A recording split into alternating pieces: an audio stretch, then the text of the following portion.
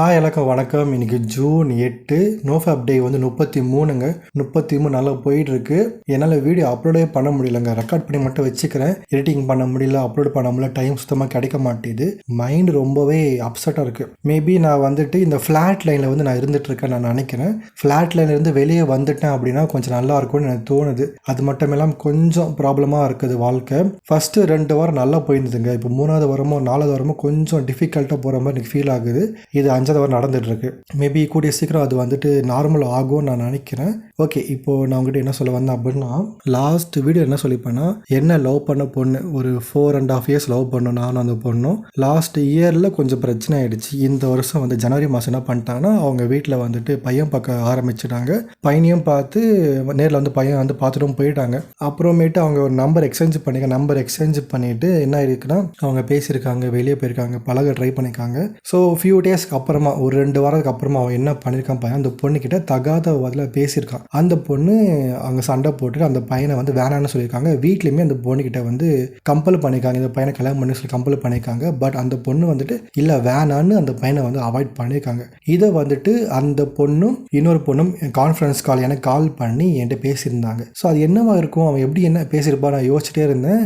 அதனால எக்ஸல் அவருக்கு கால் பண்ண ட்ரை பண்ணிக்கிட்டே இருந்தேன். அவங்க கால் எடுக்க மாட்டாங்க. இன்ஸ்டாகிராம், வாட்ஸ்அப், ஃபேஸ்புக் எதுலேயுமே வந்து மெசேஜ் ரீப்ளை பண்ண மாட்டாங்க.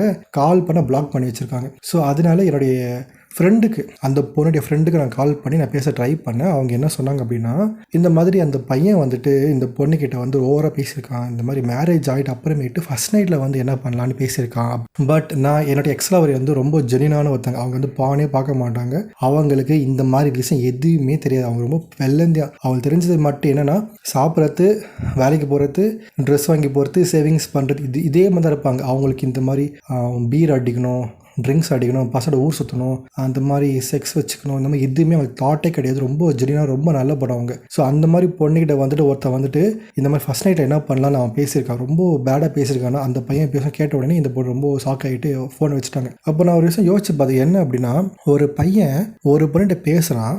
ஈவன் தோ அவங்க மேரேஜ் பண்ணிக்க போகிறாங்க அப்படின்னாலுமே பேசி ஒரு மாதத்துக்குள்ளேயே நம்ம ஃபஸ்ட் நைட்டில் என்ன பண்ணலாம் ஒருத்தன் பேசுகிறான்னா, அவனுக்கு எந்த அளவுக்கு காஜி முத்தி போயிருக்கணும் யோசிச்சு பாருங்களேன். நைட்டாக தூங்காமல் இருந்து எல்லாருக்கும் ஃபோன் பண்ணி ரொம்ப வெக்ஸ் ஆகி ஃபீல் பண்ணியிருக்காங்க. அதுக்கப்புறமேட்டு அவங்க வீட்டில் சொல்லியிருக்காங்க. அவங்க அக்கா என்ன சொல்லியிருக்காங்கன்னா, இதெல்லாம் வந்து மேரேஜ் ஆனால் எல்லாரும் ஆசைப்படுற ஒரு விஷயம் தான், நீலாம் பெருசு படுத்தாத அப்படின்னு அந்த பொண்ணை கம்பல் பண்ணியிருக்காங்க. அந்த பையனை மேரேஜ் பண்ணிக்க, நீ யாரை மேரேஜ் பண்ண நடக்க தான் போகுது அப்படின்னு சொல்லி அந்த பொண்ணை பிரெயின் வாஷ் பண்ணியிருக்காங்க. இல்லை அப்படின்னு சொல்லி அந்த பொண்ணு ரொம்ப ஃபோர்ஸ் பண்ணியிருக்காங்க.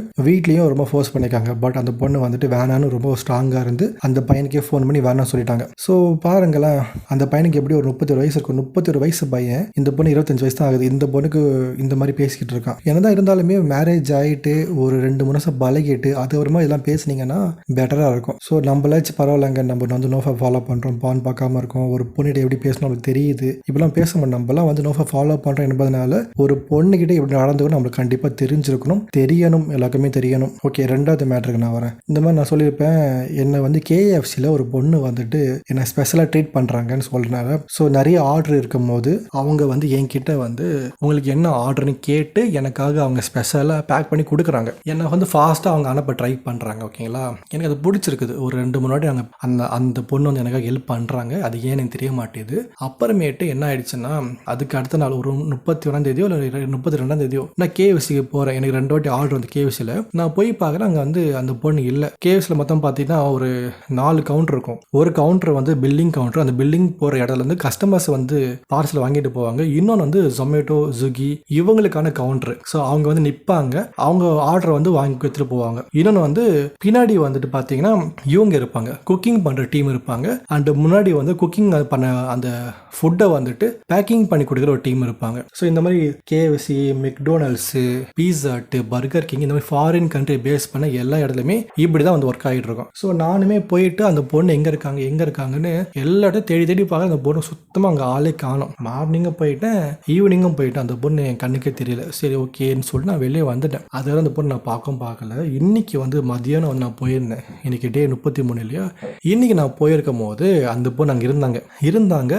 அவங்க எனக்கு கண்டுக்கல. ஒரு என்னை பார்க்காம போயிட்டாங்களோ நான் நினைக்கிறேன். ஸோ அங்கே போகிறாங்க, இங்கே போகிறாங்க, என் பக்கத்தில் கூடிய ஒரு அண்ணாக்கு எடுத்து கொடுக்குறாங்க, அப்புறமேட்டு கஸ்டமருக்கு போய் பில் எடுக்கிறாங்க. ஆனால் என்னை கண்டிக்க மாட்டுறாங்க. நான் வந்து ஓகேன்னு சொல்லிட்டு எதுவுமே நான் பேசிக்கல. ஆய் சொல்ல கூட ட்ரை பண்ணேன். அவங்க இப்படி போகும்போது நான் சொல்ல ட்ரை பண்ணேன். பட் அவங்க அதை பார்க்காம போயிட்டாங்க. ஸோ கொஞ்சம் வருத்தமாக இருந்தது. ஏன் அப்படி பண்ணாங்க எனக்கு தெரியல. ஒருவேளை அவங்க ட்ரை பண்ணும்போது நான் அமைதியாக போனதுனால அவங்க இப்போது அமைதியாக போகிறாங்கன்னு எனக்கு தெரிய மாட்டேது. மேபி அடுத்த நாளோ இல்லை அதுக்கு அடுத்த நாளோ நான் அவங்கள பார்த்தேன் அப்படின்னா பேச ட்ரை பண்ணுறேன். இல்லைனா நானும் ட்ரை பண்ண மாட்டேன். மேபி கடவுள் வந்துட்டு எனக்கு வந்துட்டு என்ன சொல்ல வராதுன்னு தெரியுமா, என்னோடய எக்ஸில் என்னது பேச ட்ரை பண்ணுறாங்க, இந்த பண்ணி என்கிட்ட பேசுகிறாங்க. இப்போ நான் யாரை சூஸ் பண்ணுறது? நம்ம ஃபர்ஸ்ட் ஆஃப் ஆல் நோஃபப்பில் இருக்கும்போது பொண்ணுங்களை தேடி போகவே கூடாது. பொண்ணுங்களை தேடி நம்ம போன வச்சுக்கோங்களேன், நம்ம கண்டிப்பாக ரிலாப்ஸ் தான் ஆகும். அதனால் பொண்ணுங்களை தேடி நான் போகாமல் இருக்கிறது ரொம்ப நல்லதாக தான் இருக்கும் நான் நினைக்கிறேன். எக்ஸில் வந்துட்டு மேரேஜ் வேணால் சொல்லியிருக்காங்க. ஸோ இப்போ இந்த கேவிசி பொண்ணு நான் பார்க்க மாட்டுறாங்க. எனக்கு என்னென்ன தெரிய மாட்டேது. அண்ட் இன்னைக்கு பார்த்தீங்கன்னா ஒரு 4 மணிக்கு வந்து மொட்டை மாடிக்கு போனேன். மொட்டை மாடிக்கு போயிட்டு ஃபுல் கிளீனிங். அங்கே 4-5 தொட்டி இருக்கும், பூத்தொட்டி இருக்கும். அதில் ஃபுல்லாக குப்பை, அங்கே செடியே வறண்டு போய் காஞ்சு போயிடுச்சு. ஃபுல்லாக குப்பையாக இருந்ததா, எல்லாத்தையும் பிடுங்கி போட்டு மண்ணெல்லாம் கிளறி வெளியே போட்டு ஃபுல்லாக பெருக்கி க்ளீன் பண்ணி புதுசாக செடி நட்டு தண்ணி ஊற்றி மொட்டை மாடி ஃபுல்லாக க்ளீன் பண்ணிட்டு வந்துட்டேன். 5 மணி 6 மணி 7 மணி கீழே வந்தேன். செம்ம டயர்டு. அப்பா முடியல, உட்காந்து எழுந்துக்கின்னு பெருக்கிக்கின்னு. அந்த சாயந்தரம் வெயில் டைம் வேறு, எதிர் வெயில் வேறு அடிச்சது. தண்ணியே குடிக்காம 3 ஹவர் ஒர்க் பண்ணேங்க. செம்ம டயர்டு. அப்பாடா அவங்ககிட்ட வந்துட்டு ஃபுல்லாக குளிச்சுட்டு இப்போ ரெக்கார்டிங் பண்ணிட்டு இருக்கேன். பார்ப்போம் நம்மளுக்கு வந்து என்ன பண்ணணும்னு தெரிய மாட்டேங்குது. அண்ட் கைஸ் நான் வந்து கோர்ஸ் ஆரம்பிக்கலான்னு இருக்கிறேன்.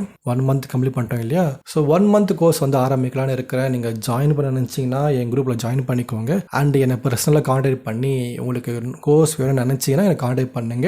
500 ஃபீஸ் ஓகேங்களா, 500 ருபீஸ் சார்ஜ் பண்ணுறேன். ஸோ இதில் என்னெல்லாம் இருக்கும்னா உங்களை நோஃபேப்னா என்ன, உங்களுடைய டவுட் எல்லாத்தையும் கிளியர் பண்ணி உங்களை ஃபுல்லாக கேர் பண்ணி, நீங்கள் எத்தனை வாட்டி ஃபெயில் ஆனாலுமே உங்களை வந்து கேர் பண்ணி உங்களை அன்பாக பேசி அரவணைச்சி உங்களை கொண்டு வரதான் என்னோடய வேலையே. வாங்க ஜாயின் பண்ணுங்கள். 30 டேஸ் கண்டிப்பாக உங்களால் வர முடியும். என்னால் வர முடியுதா? கண்டிப்பாக உங்களால் வர முடியும். ஜாயின் பண்ணிக்கோங்க, ஃப்ரீயாக தான் இருக்கும் குரூப்பு. என்கிட்ட பேசி கோர்ஸ் எடுங்க, 500 சார்ஜ் பண்ணுறேன். ஓகே கைஸ், நாளைக்கு இன்னொரு வீடியோ பார்க்கலாம். டாடா, பை.